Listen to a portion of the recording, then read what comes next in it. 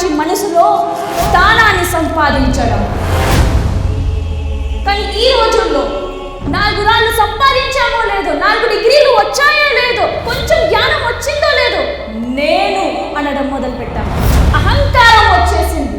ఎందుకు ఇలా? నిన్నటి వరకు ఏమీ లేదు, ఈ రోజు కొంచెం స్థాయి పెరిగిందో లేదో, నేను అనడం మొదలు పెట్టాము. ఎందుకు? నీ దగ్గర ఏమీ లేనప్పుడు నువ్వు ఎలా ఉన్నావో వచ్చినాక కూడా నువ్వు అలానే ఉండాలి. కుల్లు నఫ్సిన్ జాయిగతున్ మౌత్ అంటే పుట్టిన ప్రతి ప్రాణి చావు రుచి చూడక తప్పదు.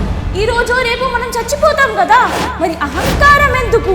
కొంచెం జ్ఞానం వచ్చిందో లేదో అందరిని చిన్నగా చూడడం, కొంచెం డబ్బు వచ్చిందో లేదో డబ్బు లేని వాడిని చిన్నగా చూడడం ఎందుకు?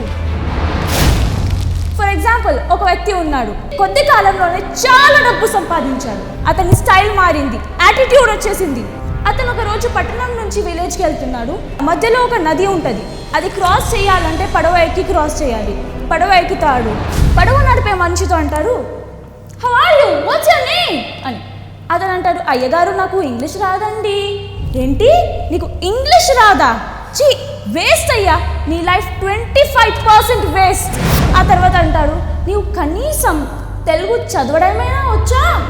లేదండి, నేను చదువుకోలేదు, నాకు తెలుగు చదవడం కూడా రాదు. ఏంటి, నీకు తెలుగు చదవడం కూడా రాదా?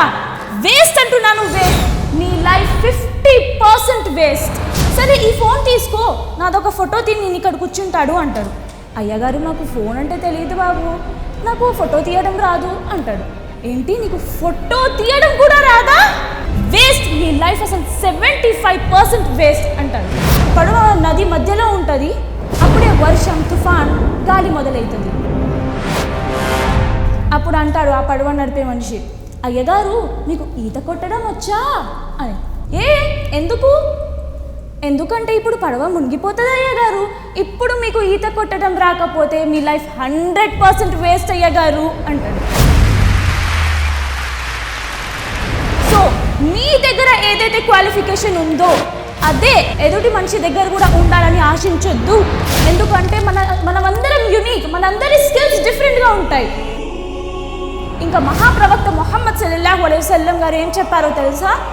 ఏ వ్యక్తి మనసులో అయితే రవ్వంత అహంకారమైన ఉంటుందో ఆ వ్యక్తి పారడైస్లో ఎంటర్ అవ్వలేడు, ఆ వ్యక్తి స్వర్గంలో ప్రవేశించలేడు. మరి అహంకారం ఎందుకు? నేను అంటారు. ఎలా నువ్వు? నీ చేతుల్లో ఏముంది?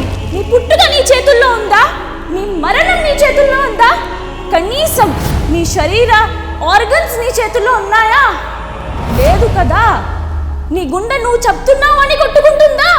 లేదు కదా. నువ్వు ఆజ్ఞాపిస్తున్నావు అని నీ ఊపిరితిత్తులు పనిచేస్తున్నాయా? లేదు కదా. నీ బ్లడ్ గ్రూప్ కూడా డాక్టర్ గారు వచ్చి టెస్ట్ చేసిన నీకు తెలుస్తుంది. మరి నువ్వు ఎలా? అహంకారం ఎందుకు? మనం ఎంత ఎదిగినా చాలా లోగా ఉండాలి, థ్యాంక్ఫుల్గా ఉండాలి అండ్ హంబుల్గా ఉండాలి.